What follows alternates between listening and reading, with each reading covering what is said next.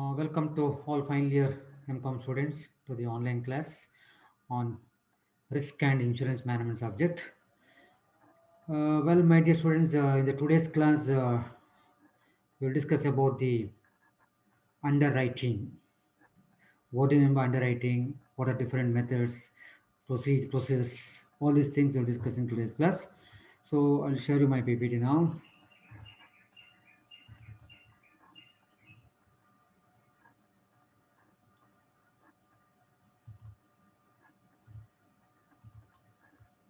Yes. So we'll discuss about the meaning of mortality risk and morbidity risk, standard life and substandard life, and what are the factors to be considered for life underwriting. Then we'll have throw a light on uh, other concepts of underwriting like non-medical limits, assessing the individual risk, underwriting process, and types of underwriting. So all these things we will discuss in the today's class. Okay. Now come to the first part, that is introduction.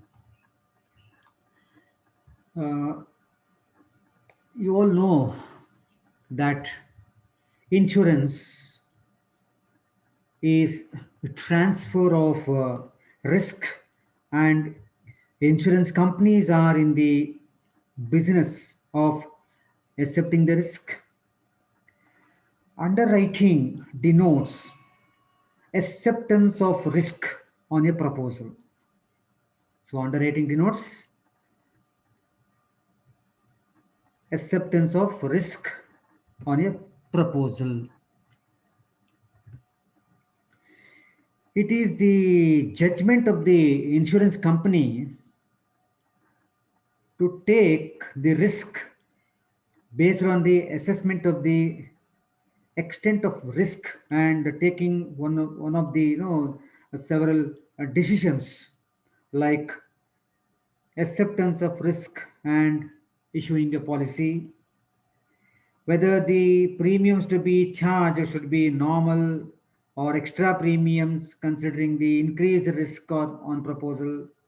For example, insuring a person with the history of certain illness or some disorders. At that time, insurance company may fix little higher premium. So insurance company need to take several decisions on the coverage of risk. Okay, so number one is acceptance of risk and issuing a policy. The second one is, so as I mentioned, whether the premium is to be charged should be normal or extra premium. And the third one is whether the risk on proposal should be deferred, with the postponement of the proposal considering the present state of health. Then whether the risk on proposal should be declined considering the severity of the risk. So on all these issues, the insurance company need to take a decision. Similarly, imposing a reducing a lien on benefits. Okay. So insurance contracts, totally insurance contracts are based on the a principle of the word called utmost good faith, or the technical word is Uberami Fidei. I think you are studying the BCom level. That's a technical third, which means good faith. The person taking the insurance policy is required to disclose all the material facts impacting the assessment of risk truthfully and completely about the subject matter of insurance uh, to the insurer in order to enable the insurer to correctly assess the risk. So if the principle of utmost good faith is suppose not assured, definitely the insurer has the right to cancel the contract or deny the payment of the policy benefits. So now come to the concept called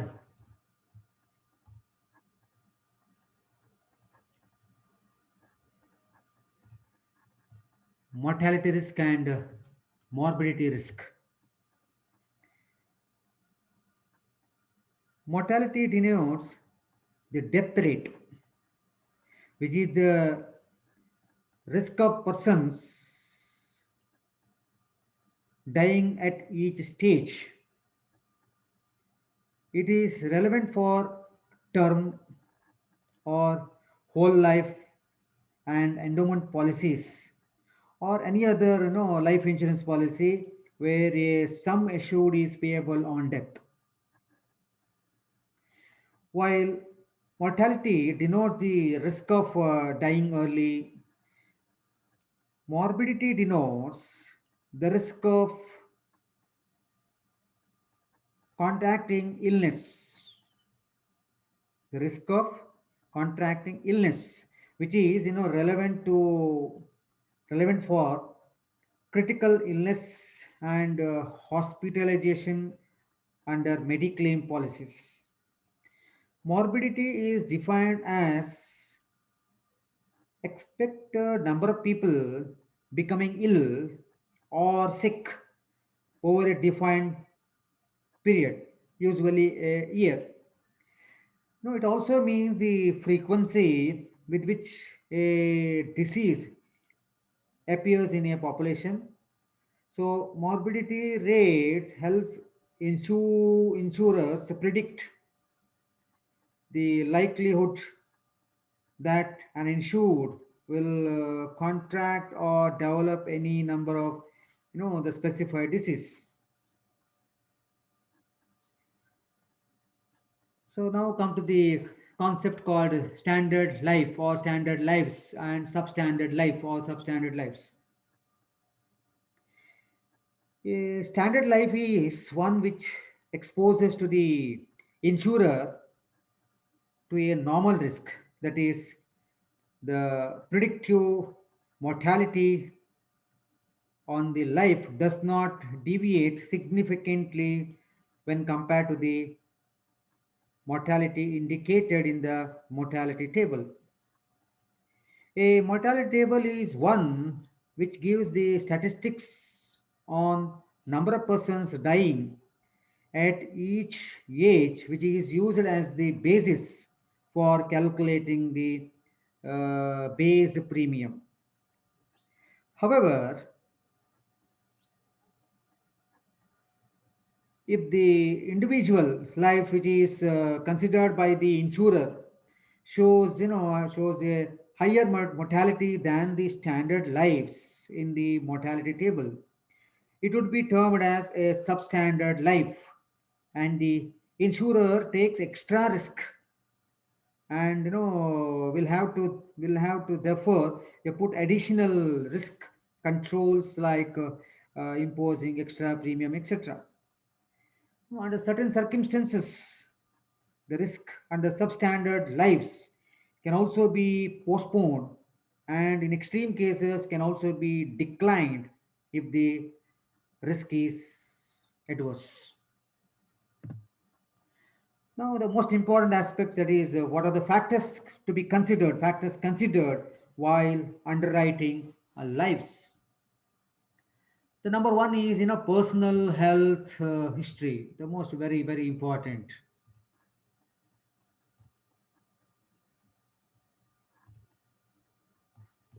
Personal health history.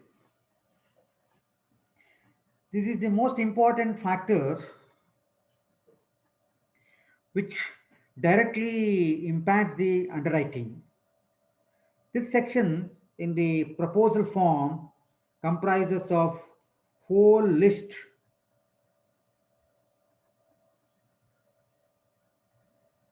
of questions concerning the various systems in the human body and whether the life insured has undergone any treatment or taking medicines or underwent a diagnostic test or is aware of any abnormality, etc.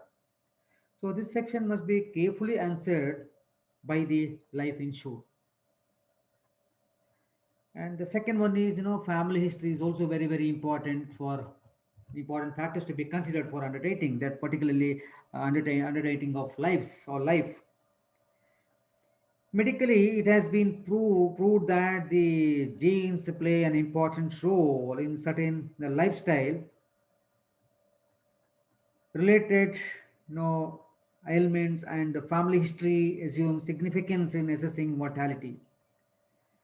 Details includes the age at death of the parents and siblings, and whether there has been any medical history for these close relatives. Similarly, occupation history also important. Number three, third factor to be considered. Occupational hazards play an important role in a mortality assessment.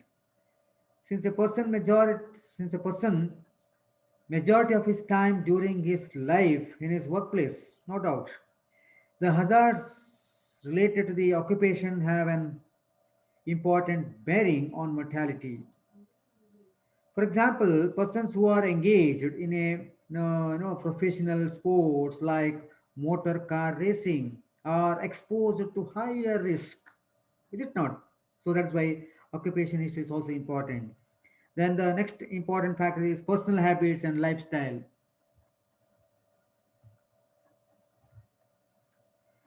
Habits like smoking and drinking have an important role in the underwriting of life. Therefore, information on these habits are also solicited, invited in the proposal form. Then the financial status and the capacity to pay, that's also important one. So this is also called financial underwriting.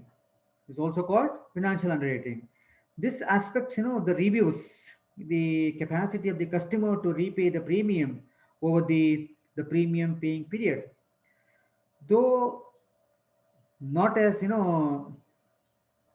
stricter as assessment of repaying capacity for a loan, it is a factor considered based on the simple formula under which sum assured is calculated as a multiple to annual income of the proposer to check uh, over insurance. Further, the premium paying capacity is also measured by dividing the annualized premium under all life insurance policies, including the proposed one.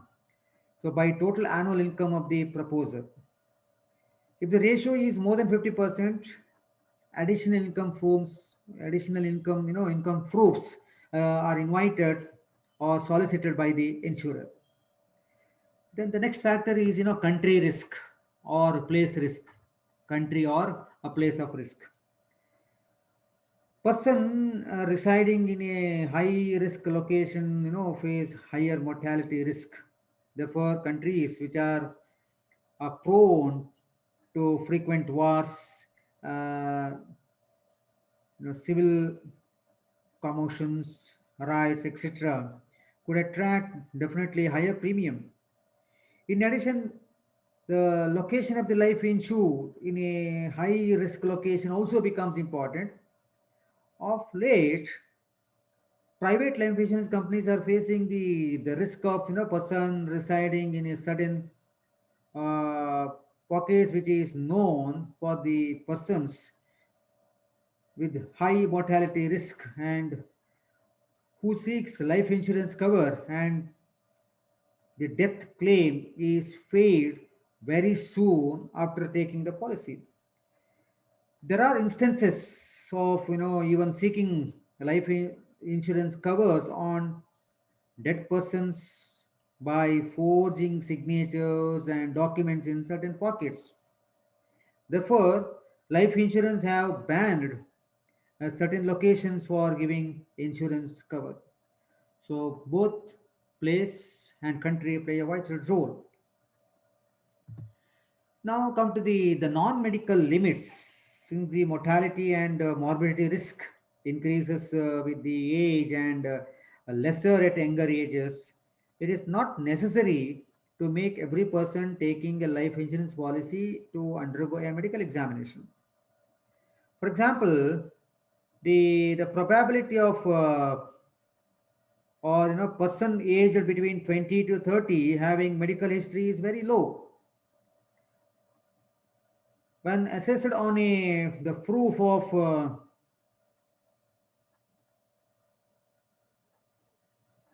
say 1000 customers who are taking insurance, if the number increases, statistically the number becomes the insignificant, since insurance companies insure customers in a large numbers. The significance to this age group, definitely it makes logical sense to exempt this age group from medical examination, subject to some disclosures, some subject to all disclosures in the proposal form being normal. Therefore, limits are fixed by life insurance companies for allowing customers to take life insurance policies without medical examination and only based on a self declaration in the proposal. Confirming the declaration of the good health are called non-medical claims or non-medical limits. Okay, not claims, limits, because I'm talking about non-medical limits, correct? So, non-medical limits are generally fixed based on the two factors, age as well as sum assured. Higher the age, and or higher the sum assured, insurer, the lesser is the non-medical limit. Each life insurer fix their own non-medical limits based on their own experience. However, generally they are guided by the reinsurers who help them with the non-medical limits. Then come to the assessing the individual risk.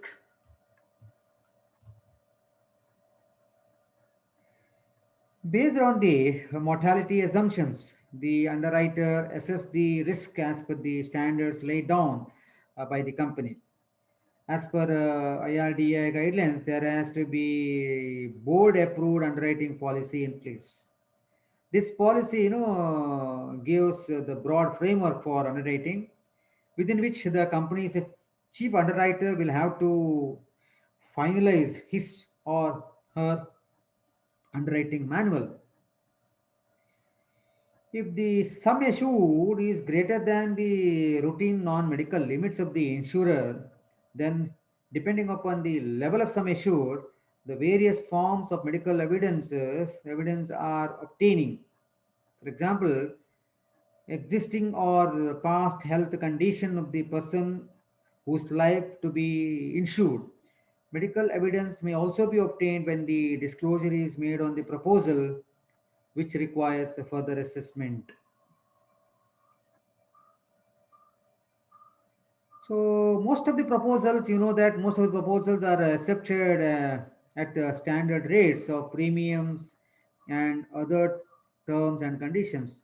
However, there are cases which cannot be accepted on these terms due to the adverse medical conditions or some other reasons. The underwriter no doubt evaluates whether the case can be accepted at the standard rates or not. Based on all the factors, the insurance company, the underwriter will decide. If the risk is found to be, on the higher side, altered acceptance method with adequate, loading are applied, or at times the risk may be declined. There could be medical conditions or impairments that are so severe at the time of initial underwriting that terms cannot be offered even with the extra premium, as the risk of mortality is very, very high. Okay, so it is the job of the insurance company or the underwriters. No, they have to assess the risk based on the information given by the insurer. Well, now, as far as the types of risk for life insurance or the types of risk of lives is concerned, yeah, basically increasing extra risk, decreasing extra risk, and constant extra risk. And this is again related to the fixation of the premium and all. Increasing extra risk is nothing but these type of risk may or may not be a major risk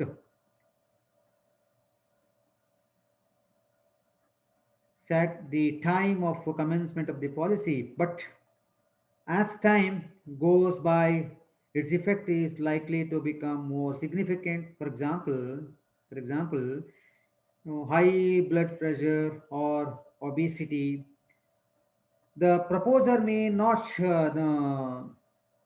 symptomatic at the time of the commencement or risk, but his condition of hypertension or obesity is likely to have adverse impact on the cardio system. So decreasing extra risk is nothing but this is exactly the reverse of an increasing risk.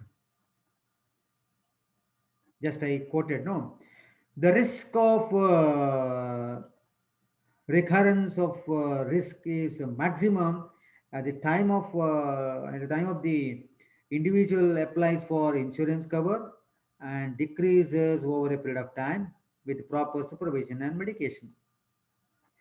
And the number three is constant extra risk. This is a kind of an extra risk wherein the mortality risk remains constant throughout the term of the policy.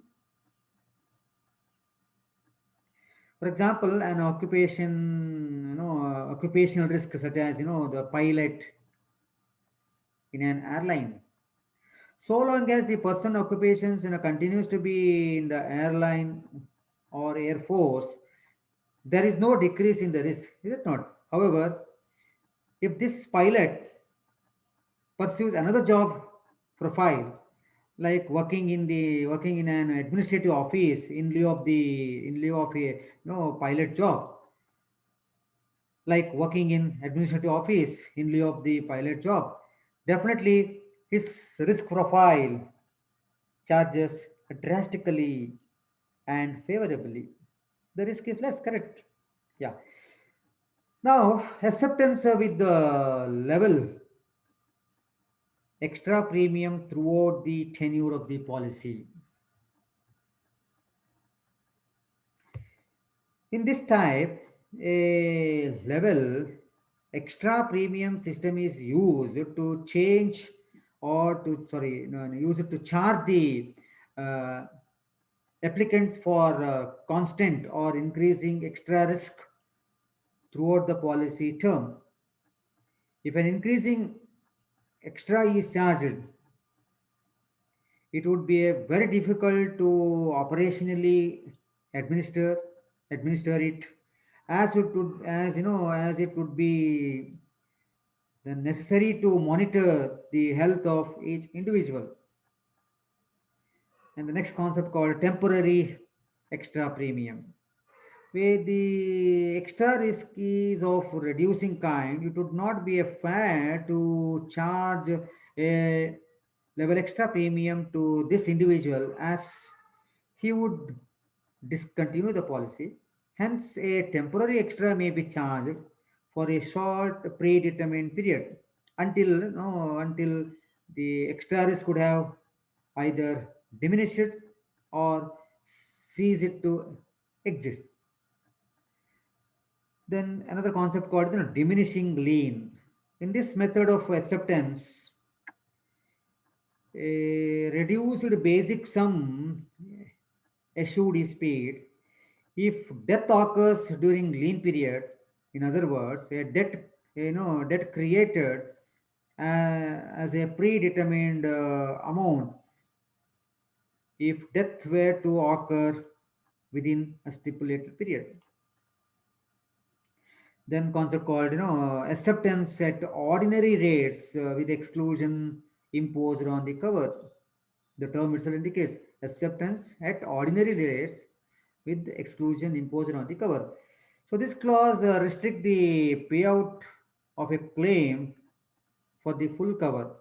If death were to occur under certain specified conditions or denies claim payment under certain condition, for example, the special exclusions for person who are on aviation duties, where claim is not paid upon the death happening on aviation duties, but the claim is payable when the life insured is traveling as a fare paying a passenger. So like this, we have got a postponement or deferment of acceptance risk. Similarly, declinature of acceptance risk. All these things are also available. Okay. Now I will move on to the underwriting process.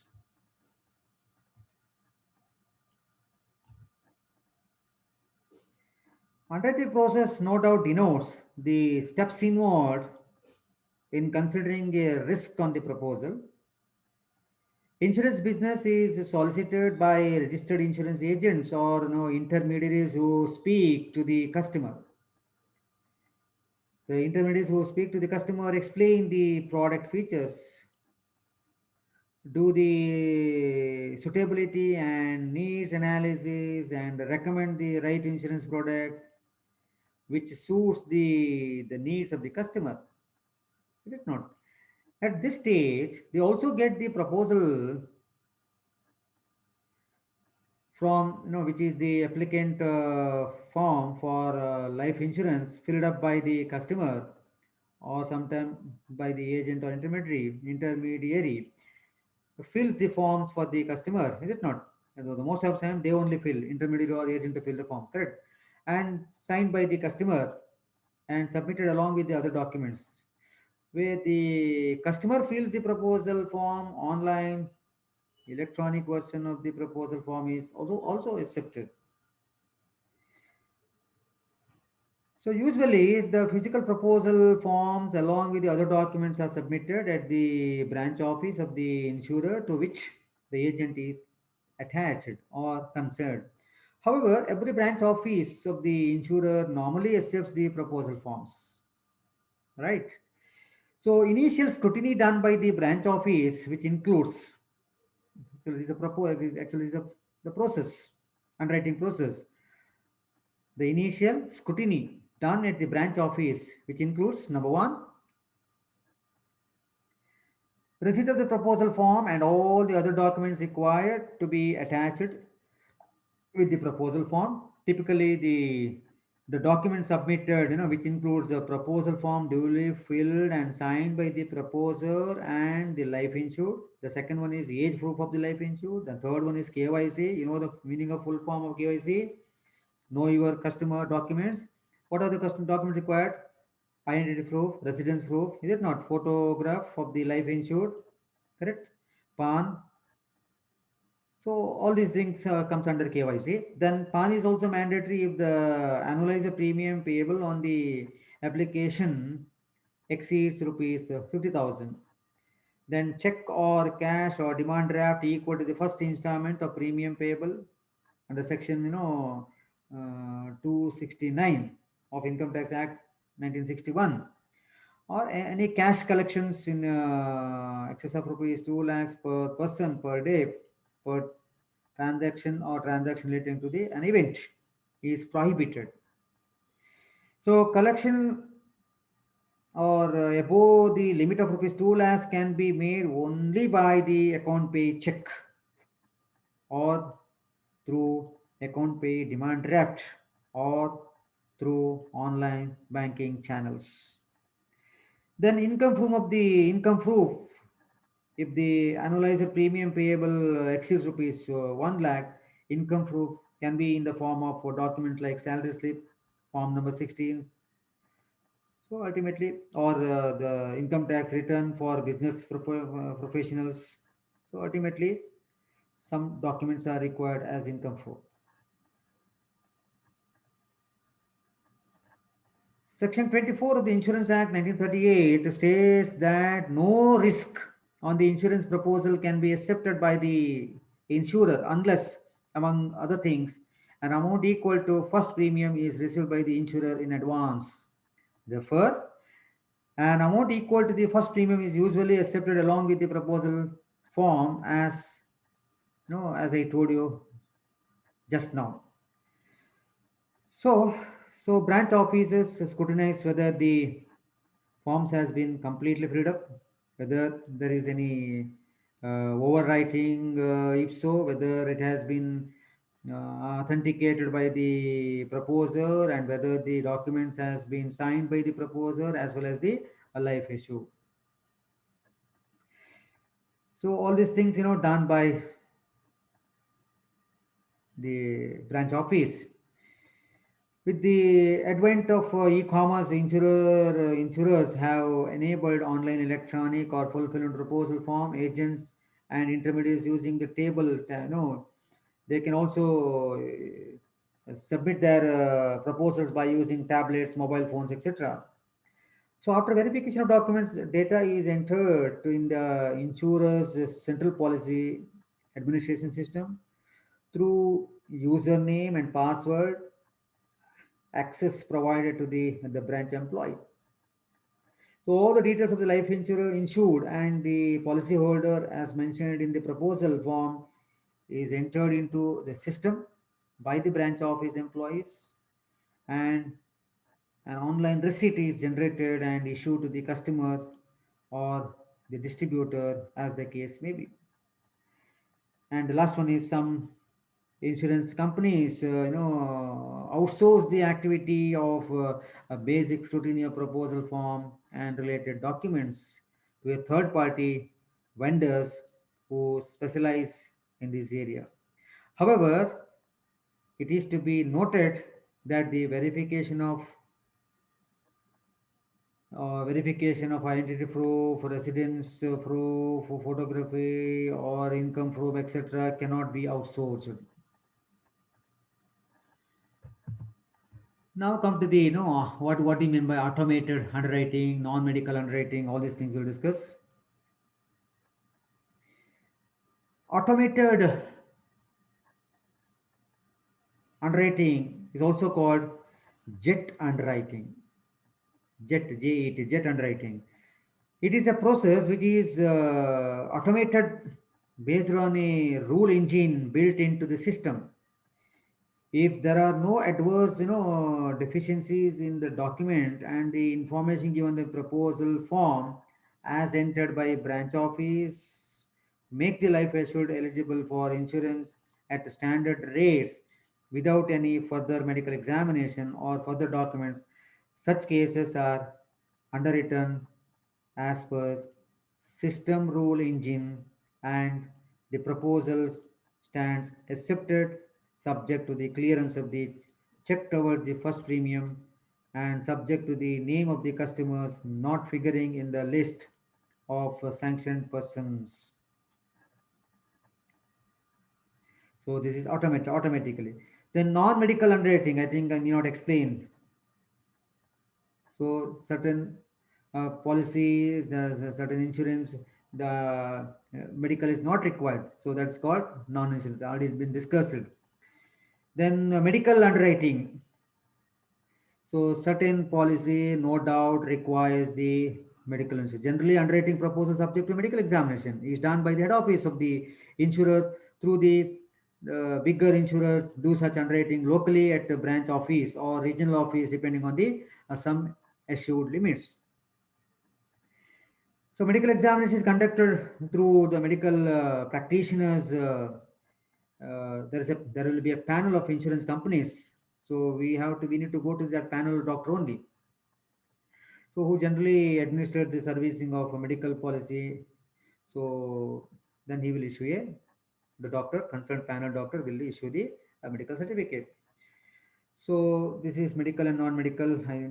I will not take much of your time. Then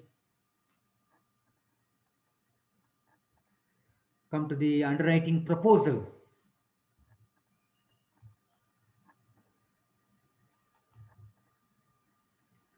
As per the outsourcing regulation of IRDA, the activity of underwriting, that is acceptance of risk on a proposal form, cannot be outsourced to a third party but has to be undertaken within the insurance company only. Moreover, IRDA regulates on policy or policy holders. Protection requires every insurance company to convey the decision on a proposal within 15 days from the receipt of all the requirements from the proposal. So insurance company ತುಂಬ time ತಗೊಳ್ಳೋಕ್ಕಾಗಲ್ಲ, 15 days ಒಳಗೆ clearance ಕೊಡಬೇಕು.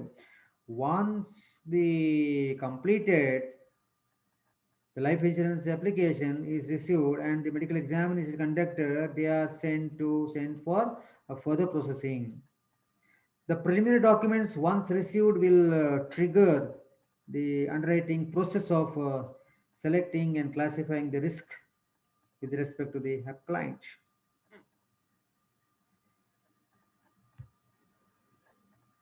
So here actually there will be a counter offer, the policy insurance, all these things will come. So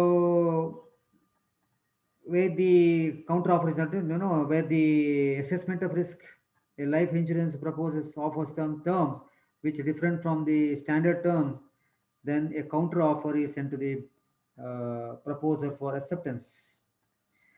In case of policy insurance, policy issuance, the as per IRDA regulations on electronic policies and life insurance policy with the sum assured exceeding rupees 10 lakhs.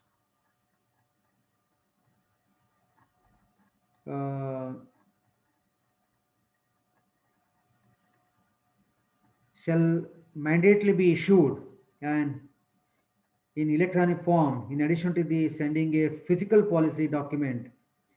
Electronic form includes sending through an email or through an insurance uh, repository by crediting an electronic version of the policy to an e-insurance account maintained with the insurance repository. This is applicable only exceeding rupees at 10 lakhs. So this is with regard to the policy issuance. Okay. Now come to the last concept is financial underwriting. Financial underwriting is the process of determining whether the insurance cover is justified with the reference to the person's known source of income and needs. Otherwise, there could be a tendency to go for over insurance and could result in adverse selection against the insurer. Every proposal for insurance should be financially underwritten to ensure that the amount of insurance applied for will adequately compensate the beneficiary in the event of an ultimately the loss.